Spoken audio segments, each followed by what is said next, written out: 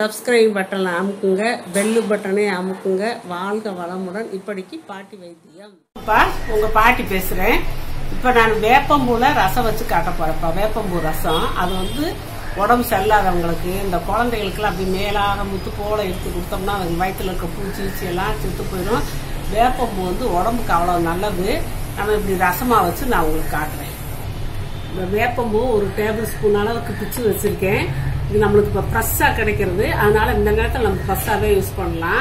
ஃப்ரெஷ்ஷாக கிடைக்கல நம்மளுக்கு, இப்போ எந்த நேரம் நமக்கு வேப்பம்பூ சீசன் இருக்காது இல்லையா, அந்த நேரம் நம்ம கடையில் கூட வாங்கி வச்சுக்கலாம், இல்லை வீட்டில் கூட சேகரித்து வச்சுக்கிட்டோம்னா.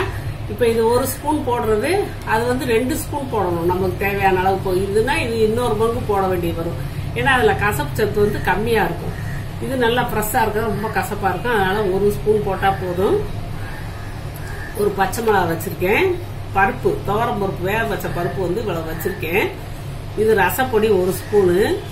ஒரு எலுமிச்சம்பழம் அளவு, சின்ன அளவான எலுமிச்சம்பழம் அளவு புளியை நான் கரைச்சி இங்க வச்சிருக்கேன்ப்பா. இப்போ வந்து இந்த புளி தண்ணிய இந்த பாத்திரத்துல, இதுலதான் நம்ம ரசம் வைக்க போறோம். தேவையான அளவு தண்ணி, இந்த புளிப்புக்கு தேவையான அளவு தண்ணி இந்த அளவு ஊற்றணும். ஊற்றியாச்சு. இதுல இந்த பச்சை மிளகாயை போட்டுடலாம்.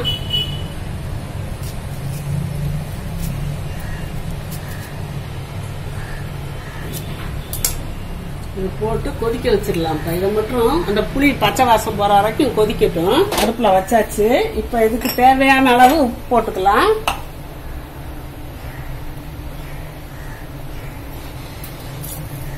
நல்லா கொதிச்சிருச்சுப்பா. இப்போ வந்து நம்ம அடுப்பு ஆஃப் பண்ணிக்கிறோம். இதுக்கு வந்து இது வந்து உடம்பு சரியில்லாதவங்களுக்கு ஒரு பத்திய ரசம்னு சொல்லுவாங்க. அதனால இதுல நம்ம தக்காளி எல்லாம் சேர்க்கவே கூடாது. தக்காளி, அதனால இதை அமர்த்திடுறேன்ப்பா. கொதிச்சு அடங்கின பிறகு இந்த வேக வச்ச பருப்பை போட்டுக்கலாம்ப்பா. இந்த ரசப்பொடியை போட்டாச்சு, உப்பு போட்டாச்சு. இதுல கொத்தமல்லியோ தக்காளியோ எதுவும் போட வேண்டியது இல்ல.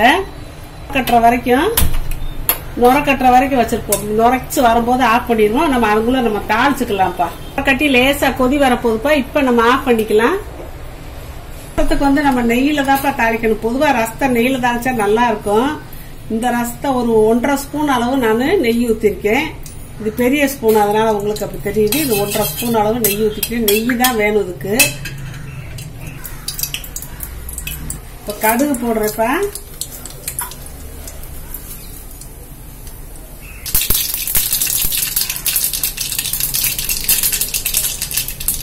உளுந்து போடுறேன். கொஞ்சம் 1/4 டீஸ்பூன் தான் உளுந்து. இந்த காஞ்ச மிளகா ஒரே ஒரு மிளகா போட்டிருக்கேன். கருவேப்பிலை கொஞ்சம், பெருங்காயம் போதும்ப்பா.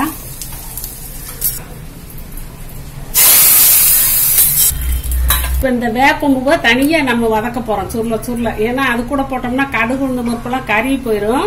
அதனால இப்ப நம்ம தனியா சுருள ஒரு சொட்டு நெய்யை ஊத்தி நம்ம வதக்கலாம்ப்பா. ஒரு 1/2 ஸ்பூன் நெய் விட்டுருக்கேப்பா. காஞ்ச பூனை நம்ம தாழ்த்து போலே போட்டு அப்படியே இது பண்ணிடலாம், சீக்கிரமா இதாயிடும். பச்சை பூங்கிறதுனால, ஃப்ரெஷ்ஷான பூங்கிறதுனால நம்ம தனியா வதக்கி தான் போடணும். லாஸ்ட்ல வதக்கும் போது நல்லா வாசம் கமகமான்னு வரும். நல்லாவும் நம்ம மனசா வதக்கலாம். காஞ்ச பூனா நம்ம தாளிக்கிற போதே கடுகு பருப்பு போடும் போதே நம்ம போட்டுக்கலாம். ஏன்னா அது வந்து கடுகு பருப்பு கருகாது, உடனே இதாயிரும். இதை நல்லா நம்ம வதக்கணுங்கிறதுனால நான் இதுல போட்டு தனியா வதக்குறப்ப. வேப்பம்பூ வதக்கும் போதே அவ்வளவு ஒரு வாசமா இருக்குப்பா. இந்த பச்சையெல்லாம் இல்லாத அளவுக்கு நம்ம வதக்கிறணும்.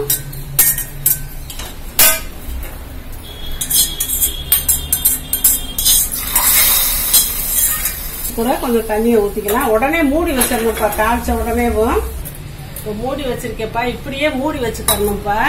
மூடி வச்சு ஒரு 1/2 மணி நேரமா தான் அப்படியே விட்டுறணும். அப்பதான் அந்த வேப்பம்பூவோட அந்த கசப்பெல்லாம் ரசத்துல இறங்கும். இது வந்து பெரியவங்க நல்லா சாப்பிடலாம், சின்னவங்களும் கொஞ்சம் அப்படியே மேலாக வடிச்சிட்டு வேப்பம்பூவெல்லாம் இல்லாம அப்படியே தண்ணியா, வேப்பம்பூவெல்லாம் இல்லாம அப்படியே தண்ணியாவும் அப்படியே ஈர்த்து குடிச்சோம்னா சாப்பாட்டுலயும் கூட பெசன்ஸ் எல்லாம் தனியா கொடுத்தா கூட சூப் மாதிரி குடிப்பாங்க. அதனாலதான் நான் காரம் ஜாஸ்தி போடல. ஒரே ஒரு பச்சை மிளகா, ஒரே ஒரு காஞ்ச மிளகா தான் போட்டிருக்கேன்.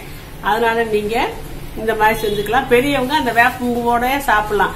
இல்ல தக்காளியோ வேற எதுவுமே போடக்கூடாது. இது வந்து பத்தியத்துக்காக வேண்டி உடம்பு சரியில்லாதவங்களுக்கு கொடுக்க வேண்டியது. வயிற்று புண்ணு எல்லா நோய் உள்ளவங்களும் இதை சாப்பிடலாம்ப்பா. ரொம்ப நல்லது. வேப்பம்பூவை நம்ம இந்த வழியில சேர்த்து ரொம்ப நல்லது. உங்களுக்கு கிடைச்சா கூட வேப்பம்பூ கிடைச்சா நிறைய இது பண்ணி சேர்த்து வச்சுக்கோங்க. அப்படி இல்லைன்னா கடையில் நாட்டு மருந்து கடையில் இருக்கு, நீங்க வாங்கிக்கோங்க. வாழ்க வளமுடன். இப்ப நிறைய பேர்ப்பா நான் அவங்க கொஸ்டினுக்கு ஆன்சர் சொல்றதுலன்னு கேக்குறாங்க. சொல்லிக்கிட்டு தான் இருக்கேன். நான் அதுக்குன்னு சொல்லி பார்வையாளர்கள் கேள்வி பதில் நான் போட்டிருக்கேன். அதை பார்த்துக்கோங்கப்பா. அதை பார்த்தீங்கன்னா உங்களுக்கு தெரியும். நான் வரிசையா கேள்வி பதில் போட்டுக்கிட்டே இருக்கேன். அதுல போட்டு பார்த்தீங்கன்னா நீங்க கேட்ட கேள்விக்கெல்லாம் நான் பதில் சொல்லிடுறேன்ப்பா. அதை கட்டாயம் நீங்க பார்த்து தெரிஞ்சுக்கோங்க. சப்ஸ்கிரைப் பட்டனை அமுக்குங்க, பெல்லு பட்டனை அமுக்குங்க. வாழ்க வளமுடன். இப்படிக்கு பாட்டி வைத்தியம்.